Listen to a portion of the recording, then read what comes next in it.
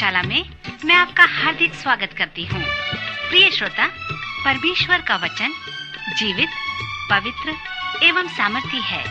आशा है कि आज के वचन से आपको आत्मिक लाभ होगा। तो लीजिए, प्रस्तुत है ये संदेश।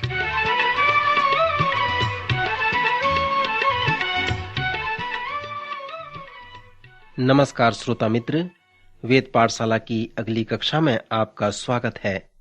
यह कक्षा संपूर्ण पवित्र शास्त्र के सर्वेक्षण का एक भाग है, जिसके द्वारा आप पवित्र शास्त्र को समझ सकते हैं।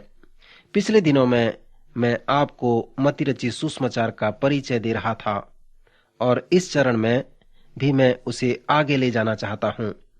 पिछले चरण में मैंने आपको सलाह दिया था कि मत्ती के सुसमाचार में आप यीशु के उस योजना को देखें। श्रोता, यह महत्वपूर्ण बात है कि हम इस बात को स्मरण करें कि यीशु के पास एक महान कार्य था और वह उस कार्य को जानता था और उस कार्य को पूरा करने के लिए उसके पास योजना था। उसने अपनी कलीसिया में किस योजना को लागू किया, इसका अर्थ ये है कि हम उसकी योजना में आप और मैं भी भाग ले सकते हैं। जैसे आप मत्ती के सुसमाचार को पढ़ते हैं तो आप सुसमाचार में स्वर्ग के राज्य के विषय में उसके महत्व के वर्णन को पाएंगे। चारों लेखकों का इस विषय पर अलग अलग महत्व है, इसलिए हमारे पास यीशु की जीवनी का एक नहीं वरन चारों सुसमाचार में है। प्रथम सुसमाचार में मत्ती स्वर्ग के राज्य के विषय में बार बार उल्लेख करता है। सो इससे उसका क्या तात्पर्य है? प्रथम मत्ती के कहने का तात्पर्य यह है कि यीशु मसीह राजा है और उसके पास राज्य है। यूहन्ना रचित सुसमाचार में यूहन्ना इस सच्चाई को प्रस्तुत करता है कि यीशु मसीह परमेश्वर का एकमात्र पुत्र है, एकमात्र समाधान है और एकमात्र उद्धार करता है। यूहन्ना के अनुसार यदि आप उद्धार प्राप्त करना चाहते हैं तो आपको ये विश्वास करने की आवश्यकता है कि यीशु मसीह ही प्रभु है और वह परमेश्वर का पुत्र है। सो यूहन्ना अपने सुसमाचार में आपको बताएगा कि कैसे उद्धार प्राप्त किया जा सकता है, परंतु मत्ती के अनुसार ऐसा नहीं है। कभी कभी लोग कहते हैं और योजना बनाते हैं कि वे अपनी योजना और समय के अनुसार यीशु को ग्रहण करें, परंतु यहाँ पर जो विषय है कि यीशु को आप अपनी योजना अनुसार ग्रहण करने की बात नहीं है, परंतु जो महत्वपूर्ण बात है वह इस प्रकार है कि यीशु मसीह चाहता है कि आप उसके योजना में फिट हो सकें। मत्ती यहाँ पर जिस बात को प्रस्तुत करता है वह इस प्रकार है कि यीशु पहाड़ की चोटी पर एक सभा कर रहे हैं और पहाड़ के नीचे वे सब लोग हैं जिनके पास समस्याएं हैं। पहाड़ की चोटी में चेलों का एक छोटा दल है जो यीशु से शिक्षा प्राप्त कर रहे हैं ताकि वे उन लोगों की समस्याओं के समाधान का एक भाग बन सकें। सो मत्ती जिस बात को बता रहा है कि क्या आप उस समस्या के एक भाग हैं या उस समस्या के समाधान के एक भाग हैं। मत्ती के अनुसार कि जब तुम मसीही हुए तो ऐसी बात नहीं कि आप अपने ही समाधान करें, परंतु आप उसके समाधान के एक भाग बन जाएं। जो लोग पहाड़ के नीचे हैं, जिनके पास समस्याएं हैं, उनके समस्याओं का आप समाधान कर सकें। यह अभिवादन अर्थात स्वर्ग का राज्य हमें पुराने नियम में वापस ले जाते हैं। पुराने नियम में परमेश्वर यहूदी लोगों का राजा होना चाहता था। परमेश्वर के राज्य के विषय में पुराने नियम के सर्वेक्षण में मैंने बताया था, आपको याद होगा जब शमूएल नबी बना था और परमेश्वर के लोगों का न्यायी था, तब लोगों ने शमूएल के पास आकर कहा, हमें यह व्यवस्था पसंद नहीं है। परमेश्वर उनका राजा बनना चाहता था और ये चाहता था कि वे लोग उसके राज्य के लोग हों।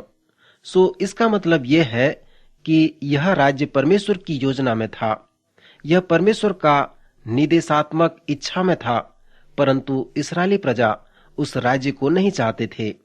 उन्होंने शमूएल से कहा, हम नहीं चाहते कि परमेश्वर हमारा राजा हो, हम उस प्रकार के राजा को चाहते हैं जो दूसरे लोगों के पास में है, परंतु परमेश्वर उनके लिए ऐसा नहीं चाहता था। वह स्वयं उनका राजा बनना चाहता था, परंतु लोगों को ये पसंद नहीं था। पुराने नियम की 6 पुस्तकें राजकीय साहित्य कहलाते हैं। ये 6 पुस्तकें बताते हैं कि जब परमेश्वर के लोगों ने परमेश्वर को राजा मानने से इनकार कर दिया, तब परमेश्वर ने सामुएल से कहा, तुम इसे अपने में न लो। वे तुझे इनकार नहीं कर रहे हैं, वरन वे मुझे इनकार कर रहे हैं। शमूएल, यदि वे राजा चाहते हैं तो हम उन्हें राजा देंगे। सो उनको राजा मिल गया। पहला व दूसरा शमूएल, पहला व दूसरा राजा और पहला व दूसरा इतिहास राजकीय साहित्य है। इतिहास की पुस्तक उस संपूर्ण समय की घटना का वर्णन करता है, क्योंकि वह बहुत ही महत्वपूर्ण समय है। परमेश्वर के लोगों को अपनी इच्छा से राजा मिल गया और फिर अनेक प्रकार की समस्याएं उनके पास आई। उनके राजा ने ही उन्हें 2 राज्यों में बांट दिया। वे सताए गए, फिर बंधुआई में ले लिए गए।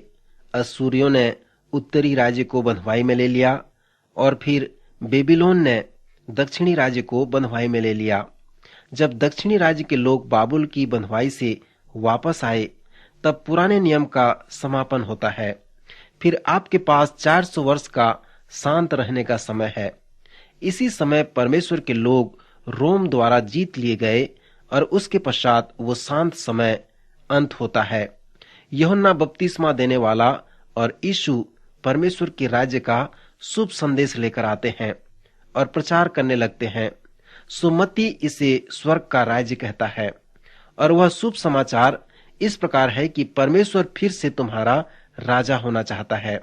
श्रोता, जब आप इस राज्य के विषय यीशु के उपदेश शिक्षा को सुनते हैं, तो आप उसे कहते हुए इस प्रकार सुनेंगे कि यह राज्य भौगोलिक राज्य नहीं है, परंतु इस राज्य का विषय प्रत्येक व्यक्ति के लिए व्यक्तिगत है। और वह विषय इस प्रकार है कि क्या आप अपना हृदय परमेश्वर को समर्पित करेंगे? क्या आप परमेश्वर को अपना राजा होने देंगे? सो जब यूहन्ना बपतिस्मा देने वाले और यीशु ने परमेश्वर के राज्य के विषय में प्रचार किया, तो उनका विषय यही था, क्योंकि जो लोग इब्रानी इतिहास को अपनाते हैं, उनके लिए यह शुभ संदेश है कि परमेश्वर फिर से उनका राजा होना चाहता है। इस समय परमेश्वर का राज्य वह राज्य नहीं है, परंतु परमेश्वर का राज्य प्रत्येक पुरुष, प्रत्येक स्त्री, प्रत्येक जवान और वे सभी लोगों जो स्वेच्छा से परमेश्वर को अपना राजा मानना चाहते हैं, उनके लिए है। यीशु ने निकोदेमुस से कहा, जब तक किसी का नया जन्म न हो, वह परमेश्वर के राज्य को नहीं देख सकता और उसमें प्रवेश भी नहीं कर सकता। जब यीशु ने यूहन्ना के 3 अध्याय में निकोदेमुस से इस प्रकार बातें किया, तो वह मरने के बाद स्वर्ग के बारे में बातें नहीं कर रहा था। वह इस प्रकार नहीं कह रहा था कि जब तक तुम्हारा नया जन्म नहीं होगा, तब तक तुम मरने के बाद स्वर्ग को कभी नहीं देखोगे। मरने के बाद स्वर्ग का विषय यीशु का विषय नहीं था, परंतु परमेश्वर का राज्य एक पवित्र शास्त्र का विषय है, जो पुराने नियम के राज्य की साहित्य से प्रारंभ होता है।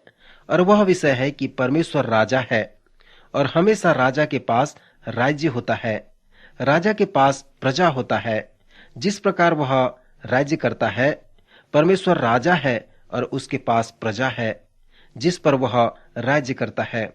श्रोता मित्र, यहाँ पर एक चुनौती है कि क्या परमेश्वर आपका राजा है और क्या आप उसके राज्य के प्रजा हैं? जब आप इस प्रकार देखेंगे कि परमेश्वर आपका राजा है और वह आपका राजा होना चाहता है, और जब वह आपका राजा हो जाता है, तब आप परमेश्वर के राज्य को देखने पाते हैं और उसके राज्य में प्रवेश करते हैं। मत्ती इन विषय को स्वर्ग का राज्य कहता है। सुमति जब कहता है स्वर्ग का राज्य, जिसका अर्थ परमेश्वर का राज्य है, स्वर्ग वो स्थान है जहां परमेश्वर रहता है और राज्य करता है। स्वर्ग में कुछ ऐसी बातें हैं जो परमेश्वर चाहता है, जिसे हम जीवन के आत्मिक आयाम कहते हैं, और उसे हम इस पृथ्वी पर भी अनुभव कर सकते हैं।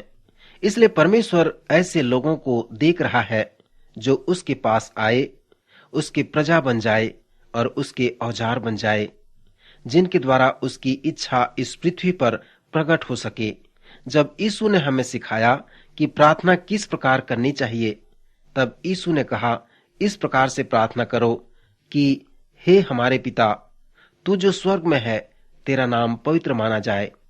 परमेश्वर के नाम का अर्थ है कि उसका महत्व कि वह क्या है। आप जो प्रार्थना करते हैं वो इस प्रकार है, हे परमेश्वर, यदि कोई मेरे नाम को जाने या न जाने, इसमें मुझे कोई मतलब नहीं, परंतु लोग तेरे नाम को जानने पाएं। और जिस प्रकार मैं अपना जीवन निर्वाह करता हूँ, उससे मैं ये प्रदर्शित करता हूँ कि तू कौन है। फिर आप इस प्रकार विनती करते हैं, तेरा राज्य आए। दूसरे शब्दों में कहें तो तू मेरा राजा बन जा, मेरे ऊपर राज्य कर, और मैं तेरी प्रजा बनूंगा और तेरी इच्छा और तेरे राज्य की बढ़ोतरी के लिए इस पृथ्वी पर उसे पूरा करूंगा।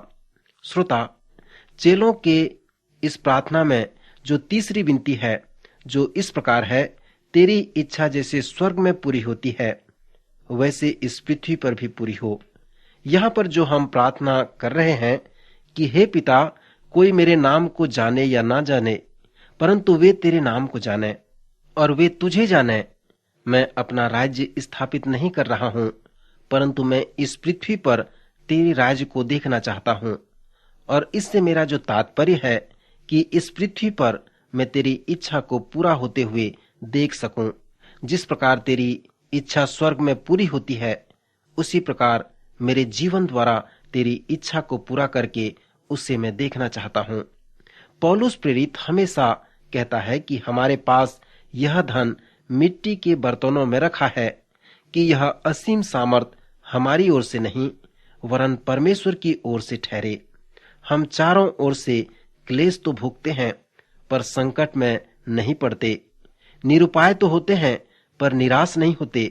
सताए तो जाते हैं, पर त्यागे नहीं जाते। गिराए तो जाते हैं, पर नाश नहीं होते। इसलिए हम हियाव नहीं छोड़ते। यद्यपि हमारा बाहरी मनुष्यत्व नाश भी होता जाता है, तो भी हमारा भीतरी मनुष्यत्व दिन प्रतिदिन नया होता जाता है।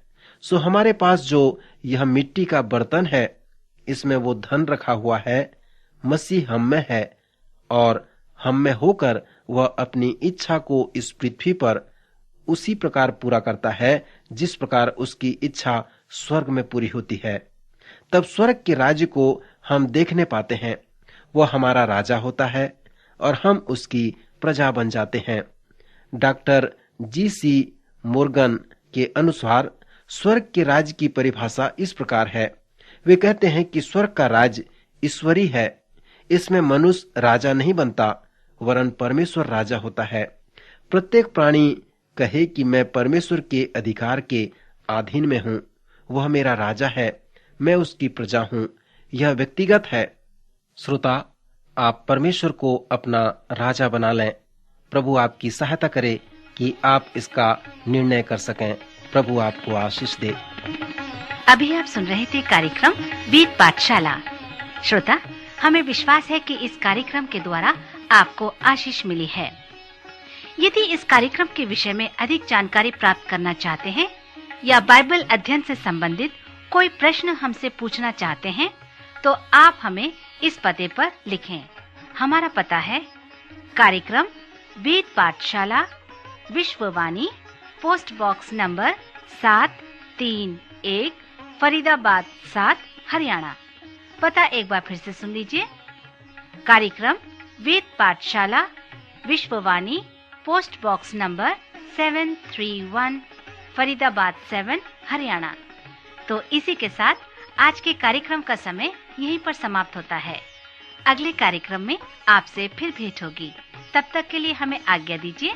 नमस्कार।